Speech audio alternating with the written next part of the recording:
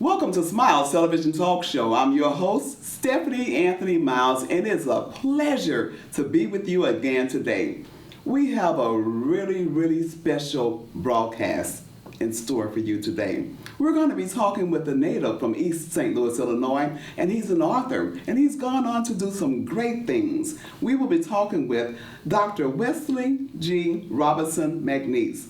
He's pastored the New Mission Church of God in Springfield, Illinois since its inception in September of 2003. He's an ordained minister in the Church of God headquartered in Anderson, Indiana, and a past president of the Ministerial Alliance of Springfield and vicinity. This gentleman has two wonderful books. He has a book entitled SouthEnd Sunday Dawning. We're going to get into this book and you're going to love what you hear. He also has another book, and it is entitled, Can We Do That? Now this one is special. Married couples, individuals who are seeking to be married, stay tuned for Smiles. Remember, Jesus Christ was born of a virgin. He was crucified, buried, and rose on the third day. And he's coming back again. Believe that, trust it, and stay tuned for more Smiles.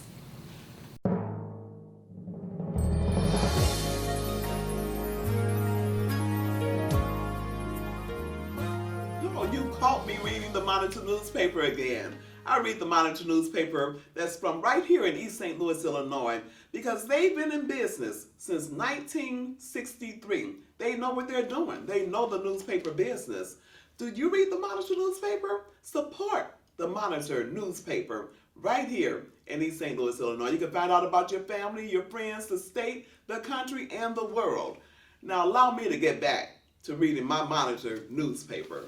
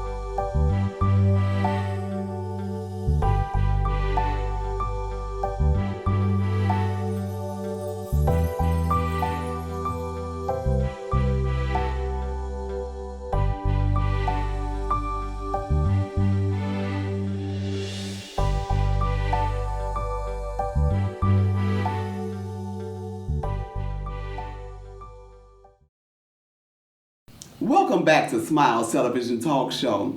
You know what? It is wonderful when people still want to get married today. Amen. My own teenage daughter told me, Mama, when I'm 19, I think I'll just get married. I said, well, we'll think about that.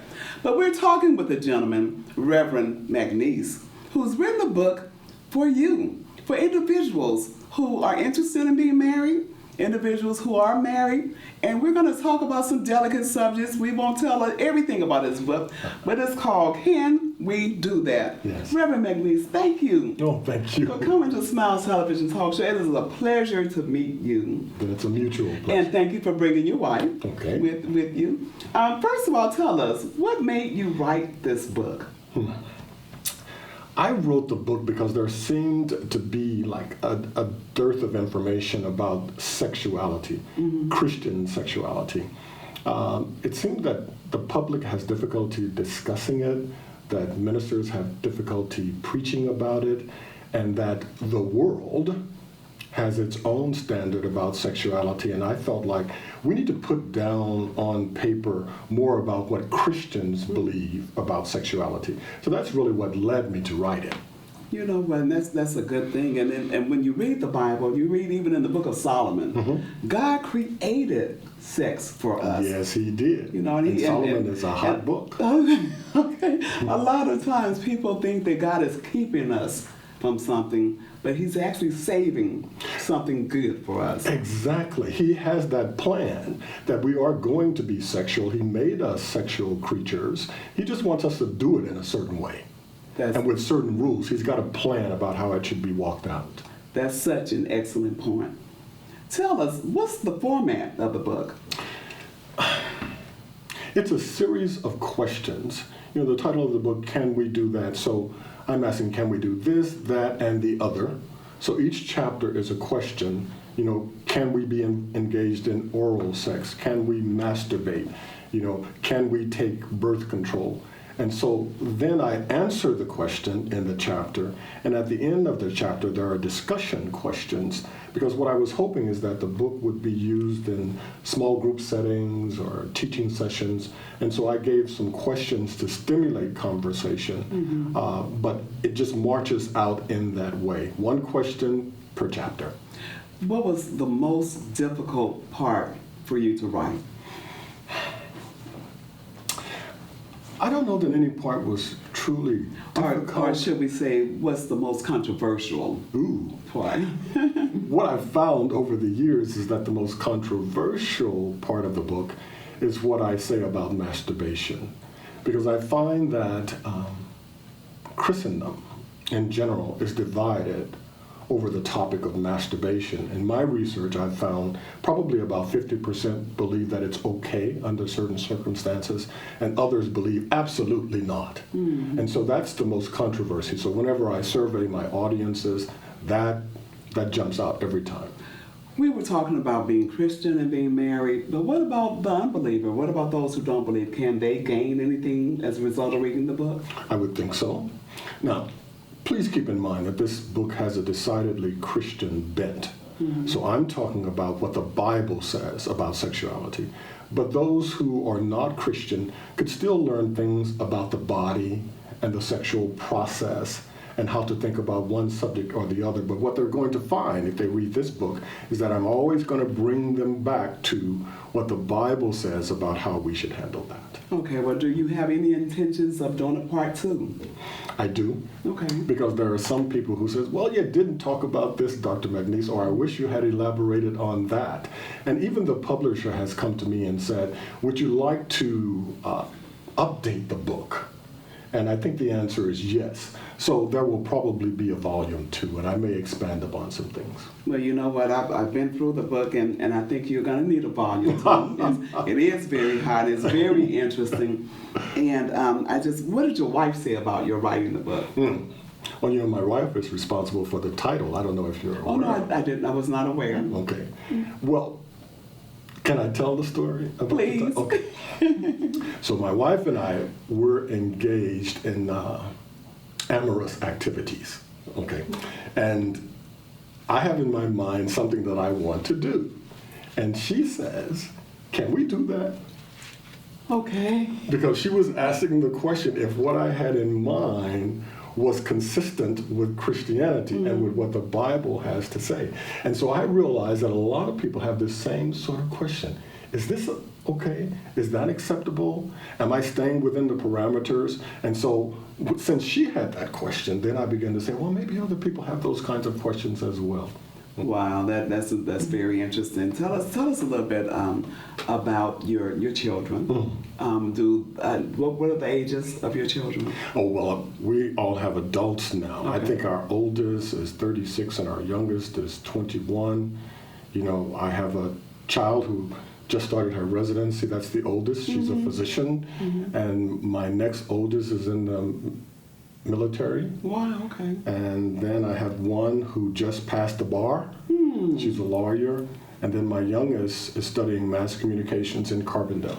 Is that right? So you need to do a book about your family. Yeah, about my family, but I do need to point this out. Laverne and I have been married for 37 years, but I was married once before. Okay. So whereas she and I have 4 children, I have 8. Wow, well, that's a blessing. Yeah, it is. Another question I have for you. In your ministering and teaching, do you teach over the pulpit things that may be found in your book? I do. Do you? I usually preach about it, and then, maybe on a Wednesday night session or midweek session, then I will teach about what I preached.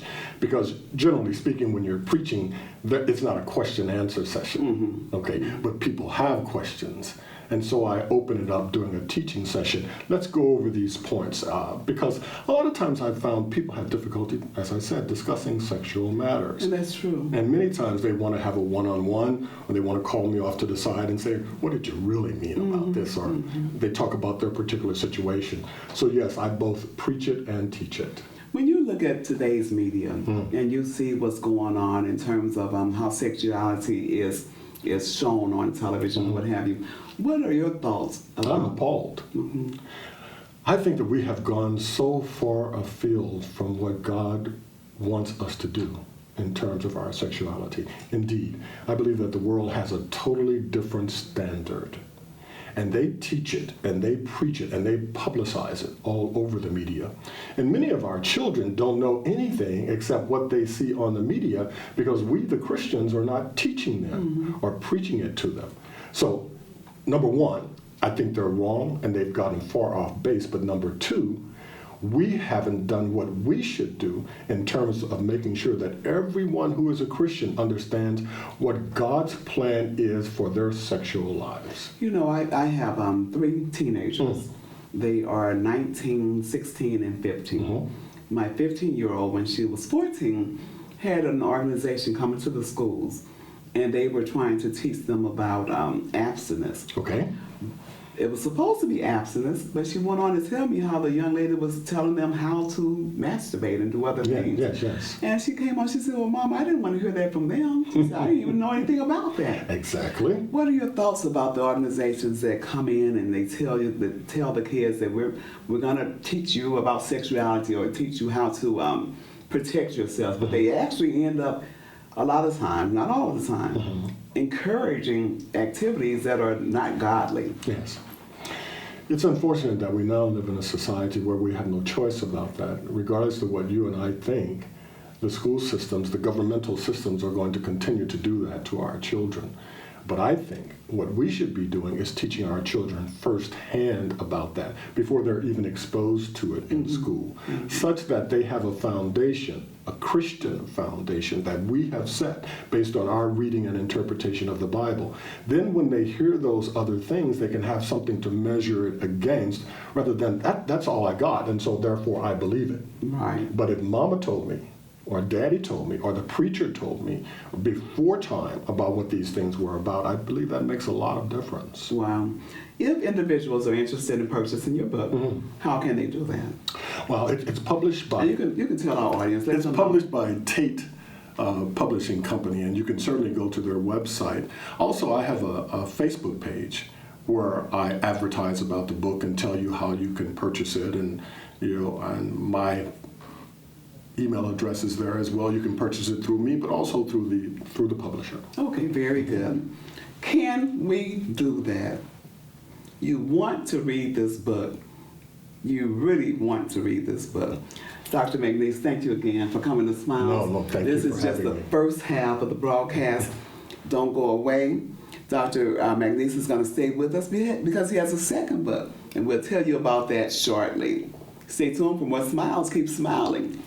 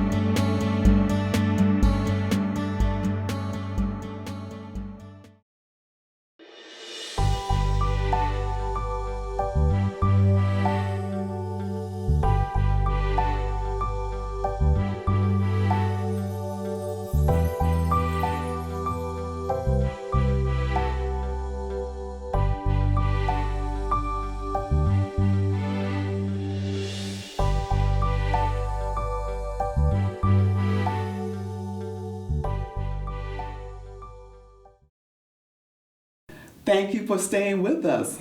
We are talking with Dr. Wesley McNeese, and we just finished talking about the first book, Can We Do That? And don't forget, you really want to get that book. But we have another one as well, and it's called A SouthEnd Sunday Dawning. Yes. People from East St. Louis, Illinois, this book is about us, but it's fictional, so don't worry about it. He's not giving away any secrets from East St. Louis. Before Reverend McNeese, before we get into the book, I want to just share something that one of my sorority sisters actually had written regarding the book. Okay. And this is written from Dr. Lillian A. Parks, who's a retired educator in East St. Louis. And this is what she said in reference to your book. Listen to this. She said, A SouthEnd Sunday Dawning is an excellent book. It is culturally instructional, entertaining, historically factual, and the religious aspects are especially significant. The Sunday Dawning section of the book was so riveting that I was late for 2 appointments, anxiously reading the results of the conflict between Stephen and Virginia.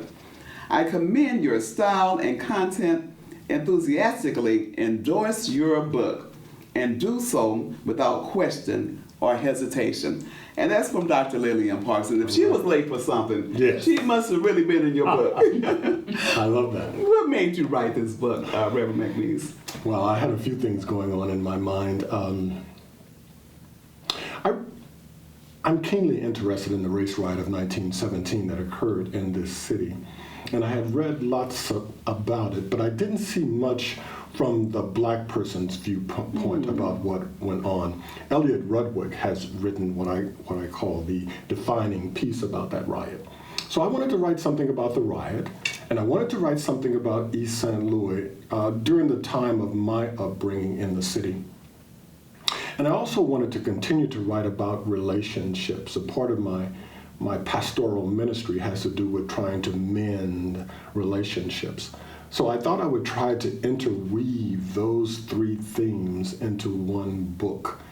And the setting, therefore, is East St. Louis. Wow, you know, a lot of people say different things about East St. Louis. Yes, they do. And one of the things that they say, and I saw a note in your book, can anything good come out of East St. Louis? But you know what? They asked that same question about where Jesus came. So, yes. So that's a good question. And as we see, yes, Obviously. Something good can come out of East St. Louis. And we're talking with one of them. Yes, and has continued to do so over the years, Right. and will continue to do so. But people who are not from here, they just don't recognize that. Question, are the people based on characters Yes. that you know? Yes. Okay. They are. Okay. I use my mother and my father as the models for the 2 main characters in the book. Now, of course, as you point out, it is fiction. This is not their story, but they are certainly the models because my father was a minister. And so growing up as a PK, and you said you were one. Yes. Well, let me say this. My dad didn't become a preacher until I was in high school. Okay, still. Okay. But you know that what you see on Sunday morning may be a little bit different from what's happening at the house. Okay. Maybe. So there's kind of a behind the scenes thing that goes on. And I wanted to talk a little bit about that as well. Okay. If an individual is not a Christian, because we know a lot of your work has to do with being Christian and helping in that vein, and that's excellent. But if someone is not Christian, what can they gain from reading your book? Well, now this one, you can definitely gain a lot of insight into the history of East St. Louis, how it came to be, how it evolved, especially around the period that I have chosen, the late 1950s, as we were going into the 60s. So there's a lot of nostalgia there. And I talk about a lot of landmarks and places and people who were in East St. Louis at that time. And so anyone who reads this book will say, I know that place. I remember those events. And know something about a South End that no longer is the same. Tell us a little bit about the time when you were in high school. When I was in high school, wow. And junior high school, because I lived in the South End for And both tell of us those. what high school you went to. Lincoln. I went to Lincoln Okay. Senior High School, yes, of course. And I went to Hughes Quinn Junior High School. And during that time, really, really strong neighborhood existence. It's like everybody knew everybody within your particular neighborhood or section, looked out for one another, took care of one another. Mm-hmm. It was just a big family, and that's what I remember so much about it and what I loved. Let me ask you this: at the time when you came up, did you go through the light switch thing, or was that just you did that to your children? Now, if you were outside, if the lights came on, you were supposed to be in the house? No, actually, at the time that I came up, it really was such a safe time that when it got dark outside, we all stayed outside. We were usually in the front yard or sitting out or playing. People were on their porches. And so, no, we didn't have to come inside. Okay. We just had to be within eyesight. Well, my parents my mom, if we were outside playing in the streets, which was pretty safe then, as your time, if she turned the lights on the front porch, that meant come in. Yes. And if we didn't come in, she was coming out to get To us, get or the us. door would be locked. Yes, exactly. And we would be standing there like, Mama, are you going to let us in? But considering today's children, today's youth, are they able to gain any insights from your book? We talked about not being Christian, but think about those who are the ones who are playing the computer games, and they can play computer games now until they're 30 and 40. Yes, they can. But they didn't necessarily go out as much as maybe you got a chance to, or even that I did. What can they gain from reading your book? An insight into their past, Okay. which everyone needs to have. All of my daughters have read the book. All of my 8 children have read it. And they are just enthralled by it, to know. So there was a time like this, and you all did this, and you all did that, to learn the evolution of blacks in this country and the kinds of things that we came through. There's a lot to be gained just from knowing that. And there's so little that is written about our history. And so I think any young people would enjoy this as well.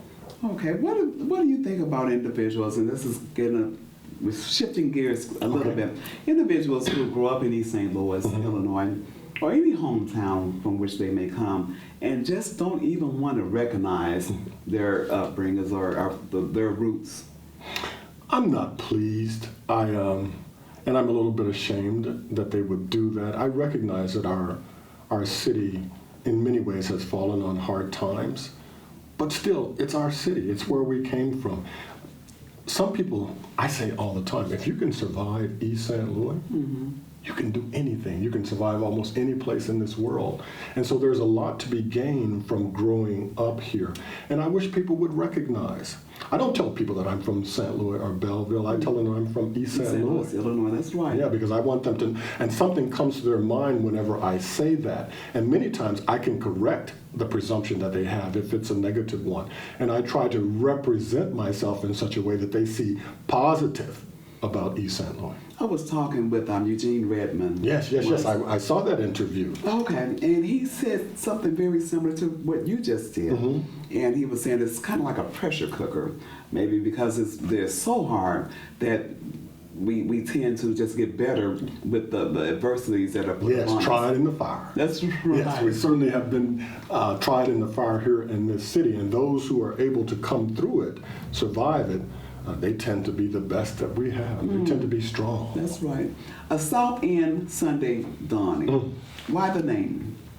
Well, of course, the setting is in the south end of the city of East St. Louis, and I'm telling a story about a pastor and his wife and a dawning or an awakening that they had during a particular weekend in 1959. So the whole book is a story about those two people and what they recognized, what at the end of that weekend, what it meant to them and to their lives. And although it's based on some characters that you may have known, it's still fictional. It's definitely fictional. But why fictional? Why not a real book? Well, and to get to the core of some of our issues here. Yeah, I thought about something autobiographical, but I don't know, I just haven't gotten around to that yet. I've had people saying, you should tell your story. But I love fiction, and my mind tends to go in that way. I take factual things, and then my mind begins to go off in all kinds of directions. How can I make up a story about that? And so I didn't want to do anything which might sound negative, because there are some negative things about these main characters, but not necessarily about my parents. Okay, so I had to make it fiction. What do you think is the meatiest part of this book? The meatiest part would be the relationship that the pastor had with his wife, and as he dealt with that while trying to also deal with past relationships that he had with other women. That's pretty meaty. That's pretty meaty. And that goes on in real life. I understand it even goes on in the church. So in the book, SouthEnd Sunday Dawning, yes, does that come across in the book? Yes, it does. Okay. At least I sure hope it does. Okay. I'll have to let folks like you tell me whether it truly comes across, but I'm trying to get them to get that message. And if individuals want to get this book, tell our audience, if you will, how can they do that? Give them phone numbers, websites, and things of that nature. TatePublishingCompany.com. Both of my books are published by Tate. And I have a Facebook page, Wesley-McNeese, if you go there. I also have a specific page for a SouthEnd Sunday Dawning, and so you can get all of the contact information from there. Thank you, Dr. McNeese. And I try to ask all of my guests, will you come back? If you ask me, I'll be here. Okay, and see, we have you on camera. You're a pastor, and I believe you. Yes. Okay. I want to thank you for visiting us at Smile Television Talk Show. Have I omitted anything that you want to make sure our audience is aware? I can't think of anything. I think we've touched on quite a few things. Okay, well, I'm just grateful. And you're having a book signing today, as a matter of fact. It is today. It's later today at the public library. Yes, Right. Okay. Right down the street. I want to encourage you to support Reverend McNeese. You want to get this book. It doesn't matter if you're not from East St. Louis, Illinois. This is a great read. Yeah. A SouthEnd Sunday Dawning. Also, Reverend McNeese, as we talked about earlier, he has another book which is excellent. We talk about married couples, but it's for everybody because it can prepare you. Yes. You know, God has created some wonderful things for us. And you might find yourself asking, can we do that? You can find out in this book. Thank you again. And thank you. I want to thank you for tuning into Smile Television Talk Show. Tune in every Monday. And remember, only what you do for Christ will last. Keep smiling. You look better when you smile.